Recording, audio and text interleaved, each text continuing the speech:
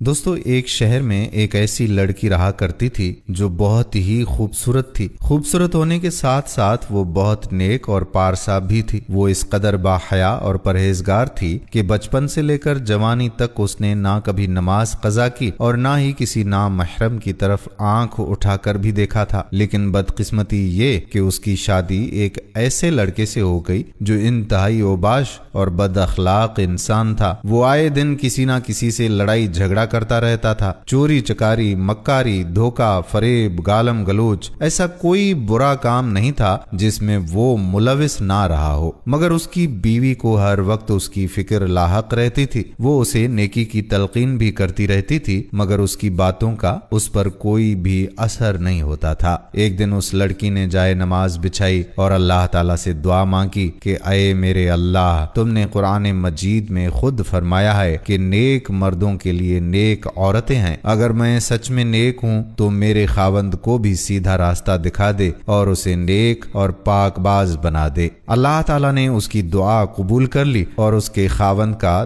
دل بدل گیا۔ اس نے اپنے پچھلے کیے ہوئے تمام گناہوں سے معافی مانگی اور صدقے دل سے توبہ کر لی۔ اب وہ بھی بیوی کی طرح 5 وقت کی نمازیں ادا کرتا تھا، نہ کسی کا حق مارتا اور نہ ہی کسی سے کوئی بھی بدتمیزی کرتا تھا۔ اب دونوں میاں بیوی ہنسی خوشی اپنی زندگی بسر کرنے لگے۔ ایک دن جب وہ کہیں جا رہے تھے تو راستے میں بیوی نے اپنے خاوند سے مزاح میں طنز کرتے ہوئے کہا کہ اللہ کے یہاں میرا مقام تم سے زیادہ ہے، کیونکہ تمہیں تو کچھ دن ہی ہوئے ہیں عبادت گزار بنے ہوئے، جبکہ میں تو بچپن ہی سے اللہ کی برگزیدہ بندی ہوں۔ اسی بات پر دونوں میں بحث چھڑ گئی۔ اتنے میں ایک بزرگ کا ان کے پاس سے گزر ہوا تو وہ ان سے کہنے لگے کہ بابا جی، ہم آپس میں کسی مسئلے پر بحث کر رہے ہیں، آپ ذرا فیصلہ کر دیں گے؟ اس نے کہا کہ بیٹا کیا مسئلہ ہے، کیوں بحث ہو رہی ہے اور کس بات پر بحث ہو رہی ہے؟ عورت نے کہا کہ بابا جی، ہم آپس میں بحث کر رہے ہیں کہ ایک آدمی بڑا نیک ہو، کبھی اس نے کوئی گناہ نہ کیا ہو، اس کے دل پر اللہ کی خاص نظر رہتی ہے، یا ایک آدمی بڑا ہی گنہگار ہو، سچی توبہ کر لے، اس کے دل پر اللہ کی خاص نظر رہتی ہے۔ وہ بزرگ فرمانے لگے کہ بیٹا میں عالم